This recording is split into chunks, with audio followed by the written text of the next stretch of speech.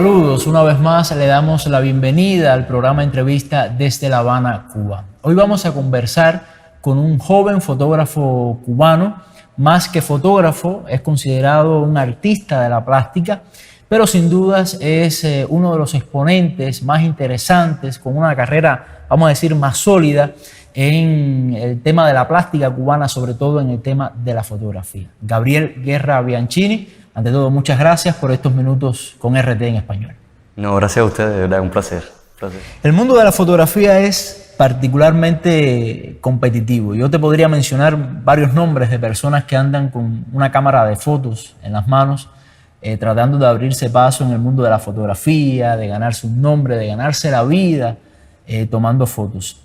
Entonces la pregunta es, ¿cómo uno puede convertirse en un referente? ¿Cómo uno puede lograr sobresalir por encima de la media? ¿Cómo lo has hecho tú? Bueno, a ver, de entrada, yo pienso que la competitividad existe en todos los sectores. ¿Qué pasa? Que la fotografía se ha democratizado muchísimo gracias a la tecnología. Entonces está acceso de todo el mundo y está en acceso de los celulares. Pero sigue como, de nuevo, como en todas las artes, sigue habiendo algo que es genuino, que es algo muy propio. Y es lo que yo le digo también a todas las personas que quieren iniciarse en la fotografía y cosas así. Uno no mira la competencia, y si la mira es para alimentarse de ella, porque la escuela está precisamente en lo que se hace alrededor tuyo. Eso uno aprende de ello, uno busca referencias, estudia gracias a esas referencias.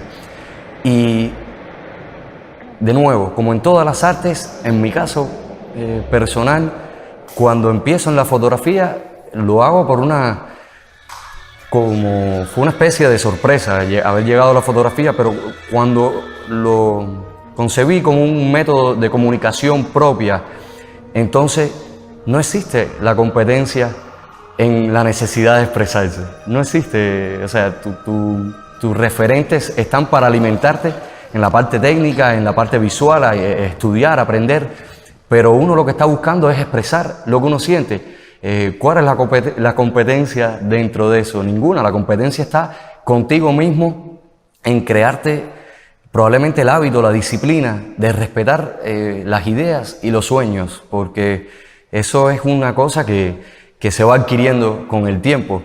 Aprender a ser disciplinado, y más que a ser disciplinado, afinar la sensibilidad para saber reconocer cuando algo que se te ocurre tiene que ser llevado hasta el final, hasta crearlo en una fotografía. Diariamente vienen muchas ideas, vienen inspiraciones, vienen cosas que nos llaman la atención, y muchas veces seguimos de largo. La competencia está en crearte el hábito de respetar esas cositas que te hacen soñar o que viste y te llamó la atención, decir, si esto me llamó la atención, aquí hay algo. Entonces tienes que aprender a detenerte, sacar la cámara, fotografiarlo. O tuviste un sueño, una idea, qué bonita, qué preciosa, la escribes, esto tengo que hacerlo, y muchas veces se diluye en el tiempo. Bueno, no, hay que crearse el hábito de que no se diluya tanto, de hacerlo realidad. Una vez que esté hecho, funcione, no funcione, guste o no guste, y hiciste algo espectacular, que es respetar esa idea, haberla llevado hasta el final, dejarla hecha, para poder saltar a la siguiente. Cuando creas ese hábito, por una cuestión de, como se dice, como una regla de probabilidades, el hecho de poder crear obras que llamen mucho la atención o que lleguen a un gran público es más alta, porque vas respetando todas las ideas, vas realizando todo lo que se te ocurre, y siempre va a llegar alguna, cuando llegas a ese ritmo de producción, que va a sorprender. Y en el mundo del arte, de nuevo, hay una competencia, pero la competencia está con la creatividad de uno, con una necesidad de expresión y de hacer. Pero también es cuestión de ser laborioso, de ser trabajador, supongo, de ser, vamos a decir, constante. Te lo digo quizás por tu propia experiencia. Tengo la percepción, o más que la percepción, tengo la seguridad de que eres un artista que siempre está buscando nuevos proyectos, que siempre está generando nuevas iniciativas. Eso también explica un poco, o es parte de ese camino hacia el éxito, ¿no? Total. O sea, una cosa va con otra. Lo que te dije anterior explica exactamente lo que tú dices. No puedes parar. La cuestión es que no puedes parar de trabajar, de producir y de soñar. Cuando tú no te detienes, la sorpresa de lo que genera, lo que tú produces, llega después y te alimenta o no te alimenta. O sea, puedes presentar algo y no tener el eco que tú esperabas, pero no importa, de nuevo, te queda la satisfacción de haberlo sacado adelante. El hecho de que probablemente, según tú dices, yo no lo considero tan así, que yo me haya logrado posicionar. Yo sí siento que ha habido una gran evolución dentro de mi carrera, dentro de mi carrera, dentro de mi hacer como fotógrafo. He tenido la evolución más personal y esa evolución personal ha tenido una repercusión externa, que es la que tú dices, la que puede dar la impresión de que yo sobresalgo. Mi trabajo sobresale por encima de otros o ha llegado a un... Yo personalmente no lo considero así. Por eso, además, siempre hago mucho hincapié en esa frontera entre lo profesional y lo de aficionado, que en la fotografía está muy marcada y muy maltratada, además, mal marcada. ¿Qué cosa es profesional y qué cosa es aficionado?